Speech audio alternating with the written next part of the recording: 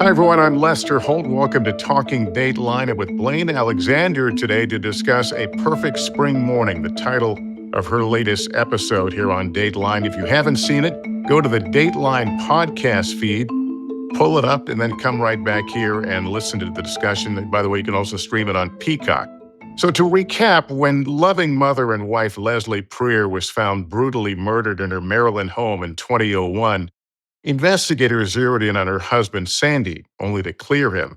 As the years passed, the couple's daughter, Lauren, pushed to keep her case alive. And finally, 20 years after the murder, new detectives got the case and found the real killer, Lauren's high school boyfriend, Eugene Gligor. First of all, Blayne, good to have you here. This is one you go in, you think you know pretty quickly where this is all leading, and then there are several points we're just left shaking our heads in this one. Give me your overall impression of doing this episode.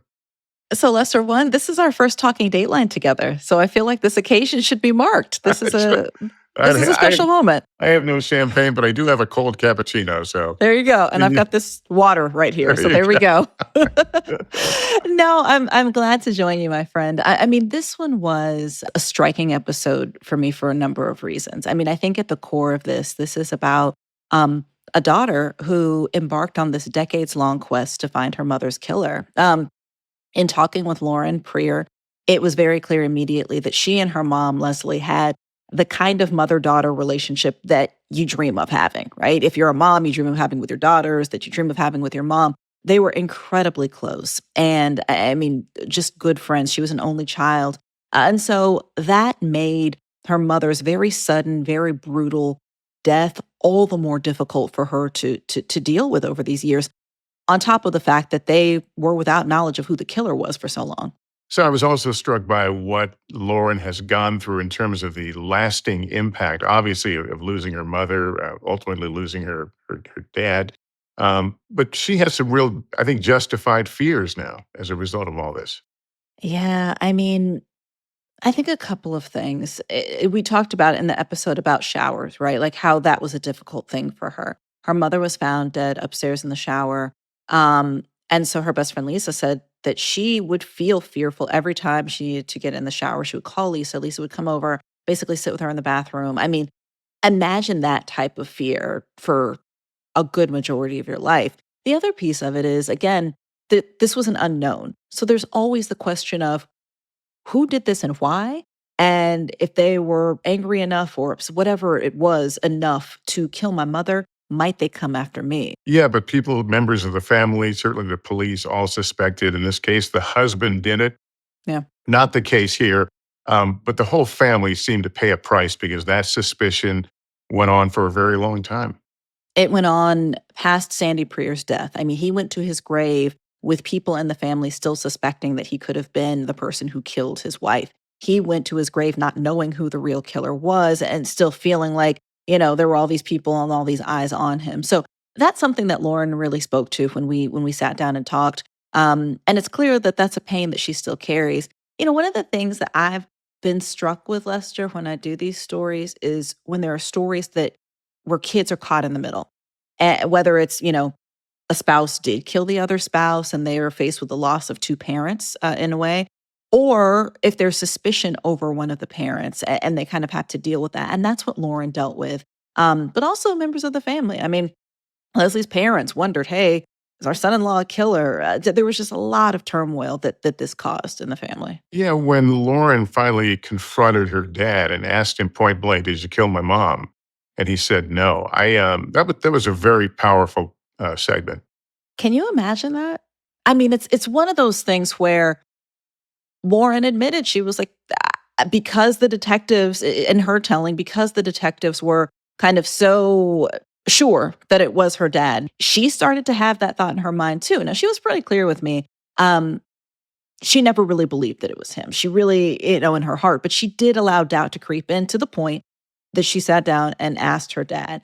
And he said, I'm only going to answer this once. No, it was not me. And she said, from that moment on, I dropped it, believed him. That was it. Yeah, and I was struck by, man, what if you're the parent and your child asks you a question like Yes. that? It's just, it's so, this is Whole thing is sad in so many ways. How worried was she when the police kind of hit, that point where, look, this is what we got, and boy, it sure Mm. looks like the dad in this case. It's hard because she was so sure that it wasn't. Ultimately, once she believed her dad, she was frustrated because she said, "Listen, I know it's not him. Um, Perhaps you all are not working the case as well as you should because you are focused on him." And so that did lead to some frustration for her too over the I'm years. wondering if he did himself favors the way he handled the police pressure. Obviously, they got him in the interrogation room, and laid out their case and said facts don't lie. Yeah. In this case, looks like they got the wrong facts. Well, watching this, and I'm sure that some of our viewers could agree, there were some seemingly unforced errors there by Sandy, right? And you never know how someone is going to react when they're in a traumatic situation like that, when they're told that their loved one has been killed, when they have to answer questions on police.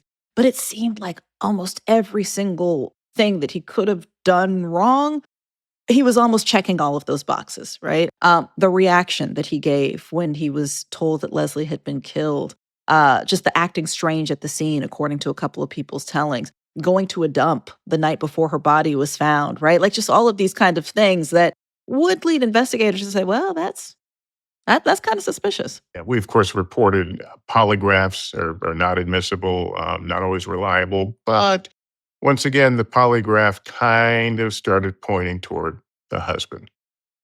When you volunteer to take a lie detector test and then you fail it, that just doesn't look good, Well, I right? mean, when he said, "I'm gonna do it," I'm like, "Well, that's a stand-up thing. That's what innocent people do." Like, yeah, test Yeah. me.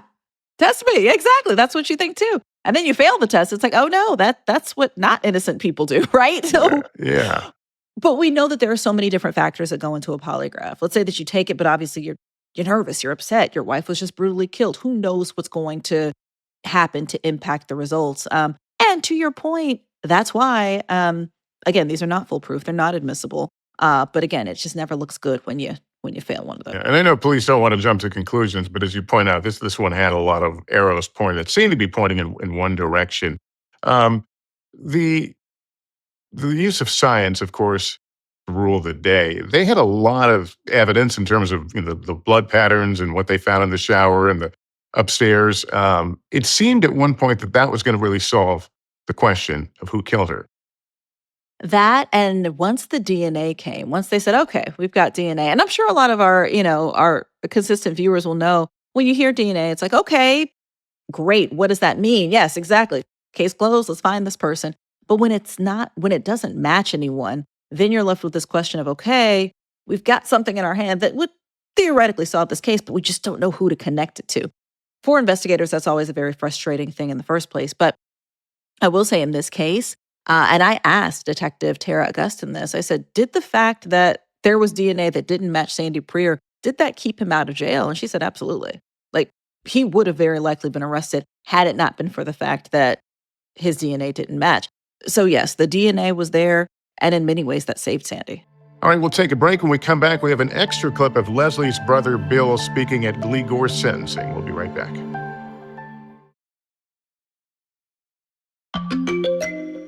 Do you think that this case would have been solved if not for Lauren's persistence? I mean, she was on the police on a regular basis. I think that it was certainly her persistence, but I also think that it was we always kind of say in Dateline, it takes fresh eyes to crack a case, fresh eyes on this case. This case passed through the hands of 8 detectives, ultimately, before it was solved. And I think that it was these 2 new detectives who not only went through the cold case files, saw this, but also spoke to Lauren and kind of heard her voice and heard the things that she'd been going through over the years that really kind of, lit this fire in them to solve it as well. I want to talk about the detectives themselves. Yeah. Detectives Augustin and Dupuy, we could have done a whole lot more on them because, yes, they were a dynamic duo. These are 2 ladies. They're both mothers, working moms, as we said in the piece. They both happen to love Taylor Swift.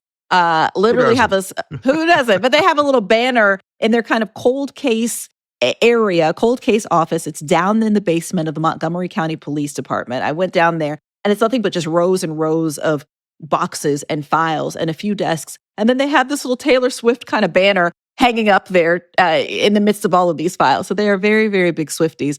But they really had this fire in their belly of, we are going to solve this case. And we talked a little bit about the science of this thing, but the DNA is obviously very important. It led them down this path to ultimately this new technology that allowed the investigators to kind of process this DNA evidence in a way that they weren't able to do back in 2001 or back, in the years immediately following the case. And that's what ultimately led them to be able to find Eugene. It was a really fascinating. I wanted actually more on this issue of genealogy. We've heard about it, on occasionally in stories, but it's fascinating. Yes. Not only DNA would link to a specific person, this would link to a family group, and march police down a certain direction. When we talk about that genealogy, it's fascinating, yes, but it's really tedious work. And it's not a given that they get to use it. We could have given so much more in this episode on it, but we didn't want to sound all like science wonks here. But it's this thing of going through and bit by bit looking at names that match, family groups that match from all of this information that's available. I mean, it really is this kind of painstaking work that they embarked upon. Yeah, and then when they find they think the match, the description of that moment was really, I think, it was very cool. It was, it was. So I was in I was in their cold case office. So I was able to see, her desk is kind of in the back of this room. And I can't emphasize enough, this is a basement. So imagine being back there poring over this information for days on end. And then finally she shouts out, I got it. I got it. You kind of feel that electricity of like, oh, is there something? It's the movie moment. It's the movie moment. That's exactly it. That's exactly it. And sure enough, she had it. So what do we know about Eugene Gligor? What's his story? So one thing that we've learned from him and speaking with Lauren, speaking with Lisa, speaking with other friends of theirs is that I think the biggest chilling thing is that he was able to proceed and kind of live this life for more than 2 decades as though nothing had happened. Married, divorced, traveled a lot. I mean, he was, it was an airport return that ultimately got him. Lauren had come face to face with him several times. And at one point, he even, comforted her. And that always seems to just be so chilling to me that not only can you commit this crime, but then proceed to live your life as though nothing had happened and even come face to face with the people that you hurt so badly. Yeah, and it really justified Lauren's sense of, looking over her shoulder, literally and Mhm. figuratively, with that same knowledge that this person is likely somewhere in my circle. That's frightening. And can you imagine ultimately finding out who that is and realizing this was a person that was in my house. This was a person that I saw. It kind of it messes with your, internal barometer of how do I trust people? The knowledge that the killer was someone she knew. That's a pretty heavy burden to carry around. Not only knew, but had spent time in the house, would go on vacations with them. I mean, their house, when you think back to kind of like your high school years, most friend groups have a house where all the friends would go. Whether you had a pool there or the parents were really cool and would let you hang out and didn't mind the noise, whatever. Their house was kind of like that cool house. That was the hangout house. And so Eugene was, of course, part of their friend group, was part of that group. So he was always at the house. He would be there hanging out. So he was familiar in the sense that Leslie was always very welcoming, would, talk to the kids when they were there. So when you think about all of that, all of the kind of motherly love that Leslie poured into any kid who was in her house back in the day, including Eugene, then that just kind of heightens the sense of betrayal here that Lauren certainly feels. The question that hovers over the whole thing is why? Why did she die? So prosecutors' theory of this was that Eugene had a drug habit back then and was trying to rob the house to get money to feed his drug habit, was surprised by the fact that Leslie was there in the house when he went there and turned on her. They kept the back door unlocked. That's something that he would have known. They believe that's what he used to come in, go out, use the path to get away. And so they believe that he was possibly thinking, hey, I can go in, grab some things. Leslie was there. And then it just unfortunately went downhill from there. Okay, so the suspect in this case, of course, confesses, so there's no trial, but there is a sentencing in court, and that always provides, I think, some really telling moments in any case. We've got some sound here that did not make this episode. It's the family. It's the brother, in this case, of Leslie, addressing the court on the issue of sentencing. Here it is. As we approach sentencing for Lester's killed, we hear the word closure. The word closure euphemistically attempts to give some relief to Lester's family and friends. But for those of us who love Lester, a person who never had an enemy, never met a stranger, closure is impossible. Our pain will linger for the rest of our lives. There was no closure to proceeding for less than a year out. He went to his grave in 2017. Nor was there closure for my parents, who went to their grave never knowing if their son-in-law was the murderer or possibly accused. May 2nd, 2001, Sandy Prier was sentenced to life without his loving wife and his best friend.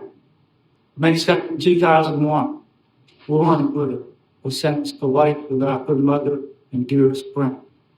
A sentence of pain and sorrow she will carry as long as she lives. May 2nd, 2001, Lester's 7 brothers and sisters were sentenced to life without his sweet, unloving, and caring sister. The horror of this murder should be reflected in the sentence. He makes a good point, Blayne. How is the family supposed to find closure in a case like this, especially one that's dragged out over years and has implicated, many people at points along the way? I always think that closure is one of those words, Lester, that it's often difficult to apply because what does closure really mean? And I think that, yes, do they know who killed Leslie? Yes.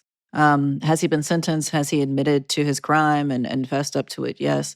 But that almost opens up a whole new set of questions and feelings. I can speak only from having sat down with Lauren for an extended period of time twice that closure, maybe in the sense of what we think about it, that's not going to exist here. I think that a piece of the nightmare for her is over in that she's able to, have that question not hang over her head. Certainly a big relief that she can now say with certainty that her father didn't do it and have the world know it too.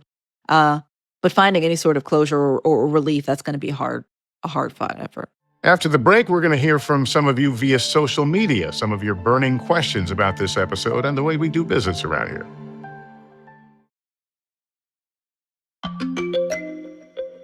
As always, our stories generate a lot of discussion on social media. We've got some questions in there. You want to take a few?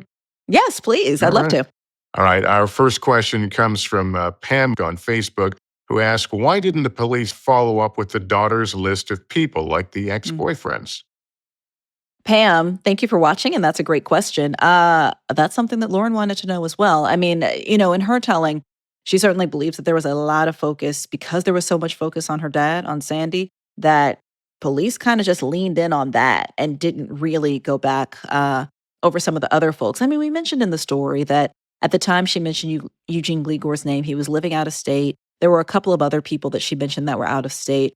It would have taken time. It would have taken resources. It would have taken a lot of things to travel and see them. And investigators really were strapped for resources at different times in this as well, because we talked about some of the other high-profile cases that kept popping up, Chandra Levy certainly being one of them. And so put all those factors together, plus the fact that they were looking so closely at Sandy, a lot of those things just slipped through the cracks. Okay, we have another question. This is from Winston at Pee Wee Winston, who asks, I've seen several stories on Dateline where the boss goes to the house when the employee doesn't show up for work. Interesting, because this is how this started. The boss, wants to check on Leslie as to, where her whereabouts, because she's apparently chronically late, and that, obviously led to where we ended. It's so interesting because this was and thank you, Winston, for your question. This was a point of discussion when we were kind of reviewing the story and putting it together. I don't know, Lester. I mean, I think our bosses love us. I'm not sure if someone would show up at our house physically if we did not show up to work. I don't know. So, but I can see on the other side people saying, no, that's completely normal. I'm going to go to my employee's house and check. I'm curious what you thought, though. Did that feel surprising? Well, I mean, I was trying to think of what kind of an office, what kind of job is it? Is it a small group of people? But I was hung up on that for a little bit, like, what? That's a little suspicious. That's a lot. Yeah, it's a lot, but that's why I'm not a police officer. Linda DeForest on Facebook asked, the police seem to go by first reactions of family members way too much. not everyone has the same reaction. Sometimes they're in shock, and that's a good question um, regarding the father, the husband in this case. Some might argue, well, he didn't act like someone who's innocent, but then of course he consented, as we mentioned, he consented to the lie detector test.